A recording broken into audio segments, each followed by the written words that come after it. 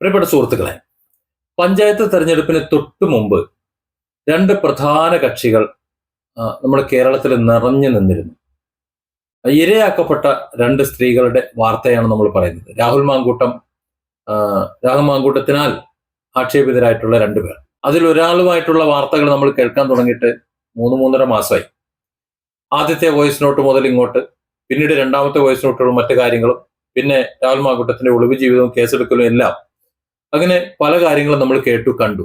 അവിടെ ഇരയ്ക്ക് വേണ്ടി മാത്രം വാദഗതികൾ ഉന്നയിച്ചുകൊണ്ട് ഏകപക്ഷീയമായി ധാരാളം പേർ വന്നു. അതല്ല, ഇത് നിഷ്പക്ഷമായി അന്വേഷിക്കണം എന്ന രീതിയിലും കുറെ പേർ വന്നു. ഇത് രാഹുൽ മാങ്കൂട്ടത്തിനെ ഒതുക്കാൻ വേണ്ടിയിട്ടുള്ള ഒരു ശ്രമമാണ് എന്ന് തിരിച്ചറിഞ്ഞുകൊണ്ട് ഒരു വിഭാഗം വന്നു. ഇങ്ങനെ പല വിധത്തിൽ ചർച്ചകൾ നടന്നു. പക്ഷെ ഈ സമയത്തൊക്കെ ഒരു വശത്ത് ഇരയുണ്ടായിരുന്നു എന്ന് നമ്മൾ മനസ്സിലാക്കണം. മറുവശത്ത് രാഹുൽ മാങ്കൂട്ടം അവിടെ നിൽക്കട്ടെ. രാഹുൽ മാങ്കൂട്ടം ഇപ്പോഴും രംഗത്തുണ്ട്, പൊതുരംഗത്ത് നിൽക്കുന്നുണ്ട്, അല്ലെങ്കിൽ ജനങ്ങളുടെ ഇടയിലേക്കും രാഹുൽ മാങ്കൂട്ടത്തിൽ നിൽക്കുന്നുണ്ട്. അത് പ്രതിയായിട്ടായാലും ഇരയായിട്ടായാലും ഒരു സാധാരണക്കാരനായിട്ടായാലും MLA ആയിട്ടായാലും അവിടെ ഉണ്ട്. പക്ഷേ പഞ്ചായത്ത് തെരഞ്ഞെടുപ്പ് കഴിയുന്നതിന് തൊട്ടു മുമ്പ് ഇരകൾ അപ്രത്യക്ഷമായി. ഇപ്പോ രണ്ടാമത്തെ കേസ് വന്നു. അത് തെരഞ്ഞെടുപ്പിന് മുന്നോടിയായിട്ടാണ് രണ്ടാമത്തെ കേസ് വന്നത്.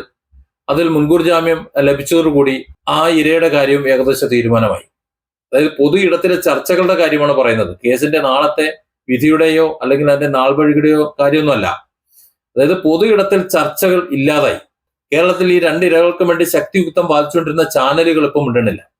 പഞ്ചായത്ത് തെരഞ്ഞെടുപ്പിന്റെ ഫലം വന്നു കഴിഞ്ഞപ്പോൾ പല സ്ഥലങ്ങളും CPM നഷ്ടപ്പെട്ട് പലയിടങ്ങളിലും CPM സംബന്ധിച്ചിടത്തോളം കോൺഗ്രസ് സ്ഥാനാർത്ഥികൾ ജയിച്ചു വന്നപ്പോൾ ജയിച്ച സ്ഥാനാർത്ഥികളുടെ വീടിന് മുന്നിൽ പടക്കം പൊട്ടിച്ചും അവരുടെ വീട് കയറി ആക്രമിച്ചും അവരുടെ സ്ഥാപനങ്ങൾ തല്ലിപ്പൊളിച്ചും ഒക്കെ ആദ്യമായിട്ടാണ് ഇങ്ങനെ ജയിച്ചതിന് അക്രമം കാണിക്കുന്നത് കാണുന്നത്.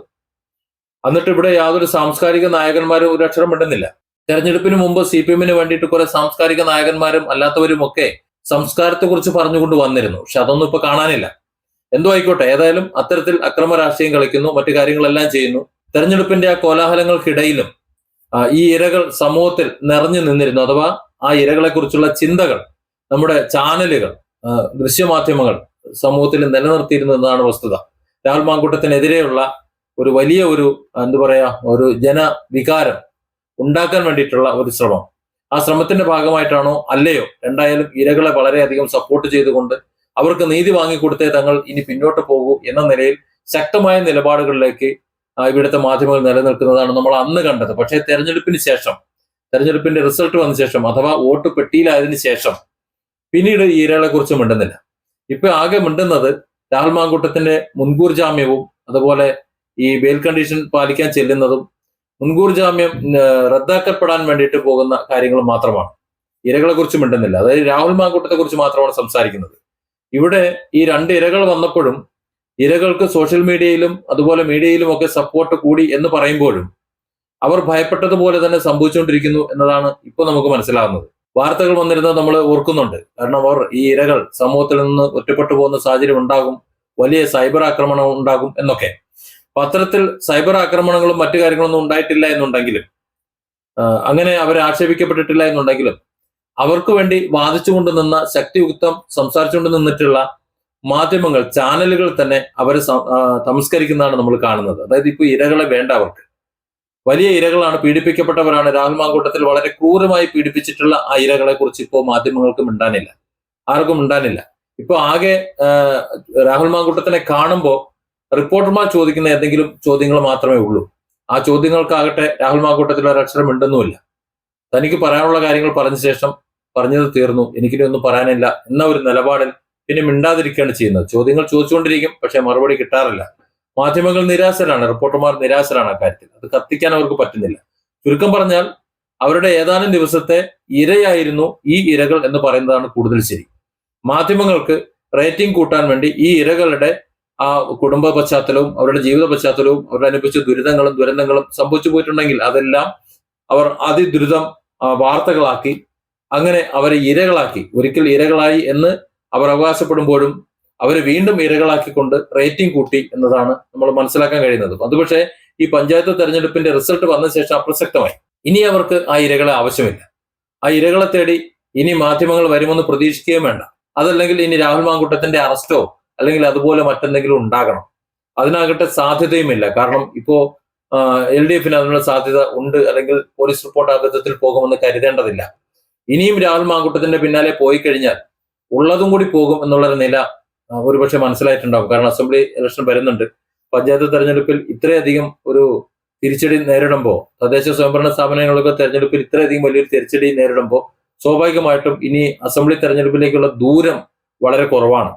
അത്രയും ദൂരം കുറവായത് കൊണ്ട് തന്നെ ഇനി മനഃപൂർവ്വം ഒരു കുരിശെടുത്ത് തലയിൽ വെക്കേണ്ട ഒരു സാഹചര്യം ഉണ്ടാക്കും, അല്ലെങ്കിൽ തങ്ങളുടെ ഉള്ള ജനപ്രീതി കൂടി നശിപ്പിക്കുന്ന വിധത്തിൽ പെരുമാറണം എന്നുള്ള തീരുമാനം എടുക്കാൻ സാധ്യതയില്ല. അതുകൊണ്ട് തൽക്കാലം രാഹുൽ മാങ്കൂട്ടത്തിനെ വിടാനാണ് സാധ്യത. തെരഞ്ഞെടുപ്പിന് മുമ്പ് ഇതിനെതിരെ അപ്പീൽ പോയിട്ടുണ്ടെങ്കിലും ആ അപ്പീൽ കോടതിയിൽ തള്ളിപ്പോകുമെന്ന് തന്നെയാണ് മനസ്സിലാകുന്നത്. കാരണം സെഷൻ കോടതിയിൽ വർഷങ്ങളായി ഇരുന്ന് കാര്യങ്ങളെല്ലാം അപഗ്രഥിച്ച് പഠിച്ച് വാദിച്ച് തീരുമാനങ്ങൾ എടുത്തിരുന്നവർ തന്നെയാണ് അവിടെ നിന്ന് ഹൈക്കോടതിയിലേക്ക് എത്തുന്നത്. അപ്പോൾ അത്തരത്തിൽ ഹൈക്കോടതിയിലേക്ക് എത്തുമ്പോൾ കീഴ്ക്കോടതിയിൽ എന്താണ് നടന്നത്, എങ്ങനെയാണ് നടക്കുന്നതെന്ന് അവർക്ക് അറിയാത്ത കടന്നുമില്ല. മാത്രമല്ല രാഹുൽ മാങ്കൂട്ടത്തിനെ സംബന്ധിച്ചിടത്തോളം ആ വിധിന്യായത്തിൽ വളരെ വ്യക്തമായി കാര്യങ്ങൾ എഴുതി വെച്ചിട്ടുണ്ട്. വിധിന്യായത്തിൽ എഴുതി വെച്ചിട്ടുള്ള ന്യായങ്ങൾ തെറ്റാണ് എന്ന് പറയണമെന്നുണ്ടെങ്കിൽ അങ്ങനെ എന്തെങ്കിലും കാര്യങ്ങൾ ഉണ്ടാവണം. ഇവിടെ രാഹുൽ മാങ്കൂട്ടത്തിന്റെ കാര്യത്തിന്റെ അങ്ങനെ എന്തെങ്കിലും ഉണ്ടാവുമെന്ന് തോന്നുന്നില്ല. എനിക്ക് എന്റെ തോന്നലാണ് അങ്ങനെ ഉണ്ടാകാൻ സാധ്യതയില്ല എന്നുള്ളത്. അതുകൊണ്ട് ഹൈക്കോടതി മുൻകൂർ ജാമ്യം റദ്ദ് ചെയ്യാനുള്ള സാധ്യത ഇല്ല, 1% പോലും കാണുന്നില്ല. മാത്രമല്ല ആ ഹർജി, അതായത് ജാമ്യം തള്ളണം എന്നുള്ള ഹർജി തള്ളും എന്ന് തന്നെയാണ് ഞാൻ വിശ്വസിക്കുന്നത്. അതിന്റെ പ്രധാന കാരണം അതിന്റെ നാൾവഴികൾ തന്നെയാണ്. തുടക്കത്തിൽ ആ കേസ് എടുക്കുന്ന സമയത്ത് കോടതിയിൽ രാഹുലിന്റെ മുൻകൂർ ജാമ്യ ഹർജി വരുന്ന സമയത്തൊക്കെ ആ സമയത്തൊന്നും പരാതിക്കാരി തന്നെ ഇല്ല. പരാതിക്കാരി എന്ന് പറയുന്ന സംഭവം തന്നെ ഇല്ല. പിന്നീടാണ് എടുപിടി എന്നൊരു പരാതിക്കാരി ഉണ്ടാകുന്നതും മൊഴിയെടുക്കുന്നതും. ആ മൊഴികൾ പുറത്തു വന്ന വിവരങ്ങൾ അനുസരിച്ചിട്ടാണെന്നുണ്ടെങ്കിൽ ഒരുപാട് വൈരുദ്ധ്യങ്ങളുണ്ട് കഥകളിലും. അതായത് ഈ നാൾവഴികളുണ്ടല്ലോ, ആ നാൾവഴികളിൽ ഒരുപാട് വ്യത്യാസങ്ങളും വൈരുദ്ധ്യങ്ങളുമുണ്ട്. ആ വൈരുദ്ധ്യങ്ങളെല്ലാം എണ്ണി എണ്ണി ചൂണ്ടപ്പെടുമ്പോൾ സ്വാഭാവികമായും അത്തരം ഒരു സംഭവം നടന്നിട്ടില്ല എന്നാണ് സംഭവിക്കുക. കോടതിയിലെ തെളിവുകളും സാക്ഷികളും സാക്ഷിമൊഴികളുമാണ് വേണ്ടത്. അതൊന്നും ഇല്ലാതിരിക്കെ ഈ കേസ് തെളിയിക്കാൻ കഴിയില്ല എന്ന് ഹൈക്കോടതിക്ക് മനസ്സിലാക്കാൻ അധികം സമയമൊന്നും വേണ്ട. അതുകൊണ്ട് തന്നെ നിലവിലുള്ള കേസിൽ ഈ കൊടുത്തിട്ടുള്ള മുൻകൂർ ജാമ്യം റദ്ദ് ചെയ്യപ്പെടാനും രാഹുൽ മാങ്കൂട്ടത്തിനെ കസ്റ്റഡിയിൽ വാങ്ങി അറസ്റ്റ് ചെയ്ത് കസ്റ്റഡിയിൽ വാങ്ങി കൊണ്ടു നടക്കാനുമുള്ള ഒരു മോഹം നടക്കുമെന്ന് തോന്നുന്നില്ല. പക്ഷെ ഇതിനിടയിൽ കഷ്ടപ്പെട്ടു പോണത് ഈ ഇരകളാണ്. അവരുടെ കാര്യം ആരും മറക്കരുത്. ഇതുവരെ ചാനലുകൾ കൊണ്ടു നടന്ന സംരക്ഷിച്ചു പോന്നിരുന്ന ആ ഇരയുടെ കാര്യം ഇനി ആരും മറക്കരുത്. ആ ഇരകൾ അവിടെ തന്നെ ഉണ്ട്. ആ ഇരകൾ ഇനിയും സംരക്ഷിക്കപ്പെടേണ്ടതുണ്ട്.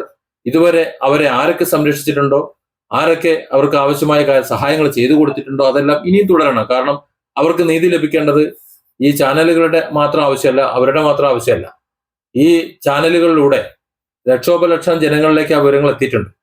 അതുകൊണ്ട് അതിന്റെ സത്യാവസ്ഥ എന്താണ് എന്ന് മനസ്സിലാകുന്നത് വരെ ചാനലുകൾ ഈ വാർത്ത പിന്തുടരണം, അപ്ഡേഷൻ കൊടുത്തുകൊണ്ടിരിക്കണം എന്നതാണ് എനിക്ക് പറയാനുള്ളത്.